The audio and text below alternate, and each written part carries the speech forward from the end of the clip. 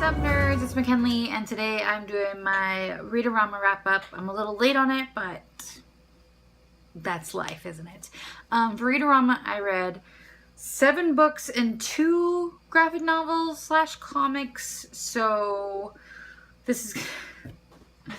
I got lots of notes on things for what counted for what, so I think I'm going to go from my least favorite to my most favorite, and then after I say my thoughts on the book, I'll say what challenge it met for Read-O-Rama and also for the reading challenges that I've been doing all year. So here we go. I'm going to start with the 2 books that I did not rate because I don't know how to rate them. So yeah, here we go. The first one I don't know how to rate is After the Race by James Joyce. This was a short story, and I literally only read it because it's Irish and I needed to meet that challenge. And it really didn't make sense because it's in a group of short stories, and I think you got to read all the short stories for it to it's from Dubliners, so I don't know. It didn't make any sense. So I didn't rate it because I'm like, that was my bad. But I really was just trying to complete that challenge, and I had started 2 other books for that challenge, and I didn't like either of them. I DNF'd them both. So I finished it. It made no sense, but I finished it. So I didn't rate it, but obviously that counted for the challenge of a book with Irish elements. So the other book I did not know how to rate was A World Without You by Beth Revis. And this is kind of like Challenger Deep by Neil Shusterman. I don't know if any of you have read that, but I didn't rate that either because it's like you're basically reading someone's, like, I don't want to say mental breakdown, but he has delusions, like severe delusions, and the character in Neil Shusterman's book did too, and it's heartbreaking and heart-wrenching, and it makes me sad. So I can't really say that I enjoyed it, but it was really good. It was really well written. And I was rooting for him to come out of it. So I would definitely recommend this book, but I don't know how to rate it yet. I don't know how to rate it yet. I'm probably leaning towards about 4 stars. So we'll see. But yeah, for Read-O-Rama, this counted as a book with an illness. And I think that's it. And then for Pop Sugar, it counted as a book with an unreliable narrator.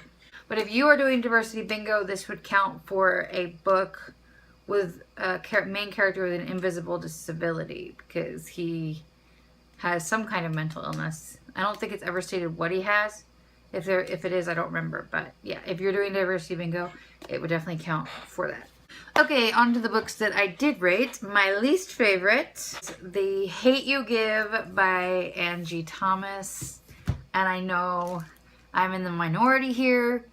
I gave it 3.5 stars. And I liked it. I enjoyed Star a lot.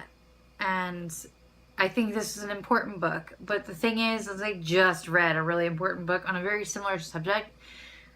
And I've talked about it in a wrap up. Hopefully I'll link it here, but All American Boys by Jason Reynolds and Brendan Kiley. I think that one was better, and maybe if I hadn't just read that, I would have liked this one more, but that's the case. This is a very hyped book, and I'm glad people are reading it, and I'm glad it's doing great things for them, and making them stay woke or something. But for me, it was very just middle of the road. I do love Star's main character, even though this deals with really heavy material. It's still pretty lighthearted. I don't want to say lighthearted, but it's funny. Like, there's still funny parts, but there's also really sad parts. And I think the reason I didn't like it as much is because if you don't know, this is a book inspired by the Black Lives Matter movement. In the 2nd chapter, and this is in the description, so I'm not... Star witnesses one of her best friends being murdered by a cop. Khalil is his name. And you never really get to know Khalil. So, like, I did not have any connection to him. And I don't know if that was, like, the writer's intention. But, like, in All American Boys, the main character who's brutalized by police doesn't die. So he's one of the narrators. So you feel very connected to him. So to me, that one was just more impactful. And now I get why she killed him off, but I feel like maybe we should have gotten... This is a pretty long book. Like, we could have gotten to know Khalil a little bit better before we offed him. And then maybe I would have felt more connected. I don't know. But this didn't count for any Read-O-Rama challenges. I just really wanted to read it because it had just come out when Read-O-Rama was happening. But it also didn't count for any other challenges, but it is a diverse book. You can use it for a book with a black main character if you're doing diversity bingo. There's a few that it counts for. Let me see. So if you are doing diversity bingo, you can use this for a black main character, own voices, an own voices in general book, or a book by an author of color. I think that's all of them. That's a new thing that I'm doing, is saying if I'm reading a diverse book and I've already got that square checked off, I like to tell you guys what you can count it for if you decide to read it. So yeah, 3.5 stars from me. My next book on this wrap up is The Copper Gauntlet by Cassandra Black and by Cassandra Clare and Holly Black. I actually gave this one 3 stars, but I think I'm gonna up it to 3.5 stars just because I did like it more than The Hate U Give, so I don't know why I rated it lower. But this is the continuation of the Magisterium series, and in this one it's much more fast-paced than the last one. The adventure and the epicness basically starts right away. But if you don't know what the series is about, it's about Callum, who goes away to a magic school a la Hogwarts. But his dad didn't want him to, and the magic in this series is more elemental, and it's a fun series. I enjoy it. And yeah, for Pop Sugar, it counted as a book with a red spine. For Read-O-Rama, it counted as a book with an animal on the cover. And that is it for that. I actually own it, but I had already put it away in my upstairs bookshelf, so that's why I don't have it. Next up, I had 3 4-star books. The first one is Your Welcome Universe by Whitney Gardner. This is a book about a girl who is capital D deaf, and she got kicked out of her school for the deaf for spray painting graffiti, basically defending her best friend, and she has to go to a public regular school, and things are kind of rough for her. She's very into art. That's all she really wants to do is graffiti art, and this has a really great female friendship, but it's not always great. The main character is, this is how she's very struggling with her, I don't want to say identity, because she is proud to be Indian and she's proud to be capital D deaf. So, but it seems like she's struggling to make friends. Like, her best friend at her old school was like kind of shady and a bitch, and so she says that it's hard for her to trust people, but then she kind of does trust this girl right away. I just had some issues with it, but overall, I think it's a really good story. She definitely does a lot of growing in this book, which I appreciated, and she's a flawed character, but I really liked her.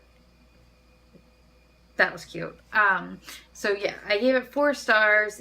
For me, it didn't count for any challenges, but if you need a book for the diversity bingo that for deaf or hard of hearing, this would meet that. And then for Read-O-Rama, it counted as a main character with my first initial because the main character's name is Julia and my real name starts with a J. So yeah, 4 stars. My next 4-star book was A Court of Thorns and Roses by Sarah J. Maas, and I hadn't planned on reading this, but then I did because I was meeting Sarah. And I was gonna get one of my Throne of Glass books read, but then I was gonna get them signed, but it turns out I already had a signed copy of my favorite book from that series.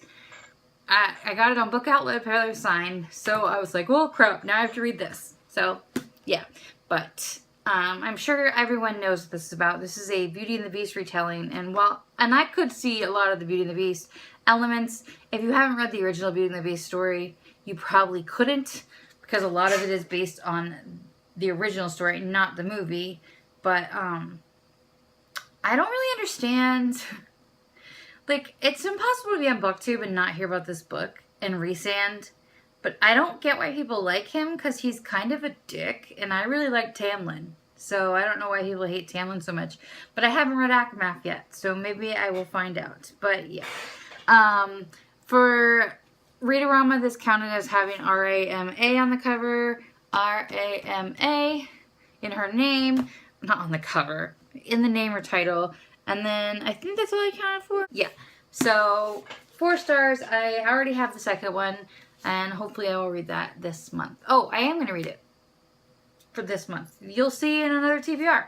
My last 4-star book was Fantastic Beasts and Where to Find Them. I listened to the audiobook because Eddie Redmayne was narrating it. And I was like, I'm not going to buy that. I'm not going to listen to that. It's just a textbook. They're just trying to get more money from me. And what do you know? The day it came out, who was on Audible buying it so she could listen to Eddie Redmayne read it to her? Because I am Newt trash and I am Eddie Redmayne trash. It is what it is, you know, it's fine. But it's basically just a textbook telling you all about the beasts from the Harry Potter or the Wizarding World, and it was really cute, and I learned a lot about the animals that I didn't know about before. And if you are a big Wizarding World fan, I would recommend it because Eddie Redmayne is an adorable cupcake and I love him. But it didn't count for anything at all. It was just, I read it because that's how I do. The final 2 things I have in my graphic novels, which I rated, the first one is Gem and the Holograms Volume 1, Showtime, and I rated this 4 stars as well, and I really enjoyed it. And for Read-O-Rama, it counted as just the first book in a series to start a series. I really, really enjoyed it, and I have nothing else to say about it. So yeah. The last graphic novel I read was I Feel Bad All Day, Every Day About Everything by Orly Oslander. And I did not like this book at all. I gave it 2 stars and might drop it to 1.5. So I just was not impressed. And I got that one from NetGalley in exchange for an honest review. So yeah. I think I've covered everything. This reader, I can't wait to edit this shit. Okay? It's going to be super fun. So yeah. That's it for me. Let me know if you participated in Read-O-Rama, what your favorite read of the week was, even though it was 2 weeks ago, whatever. That's fine. My favorite was probably A Court of Thorns and Roses, but that seems so cliche to like A Court of Thorns and Roses, but whatever. I enjoyed it. Please like this video if you liked it, subscribe if you haven't already, and I will see you guys soon. Bye!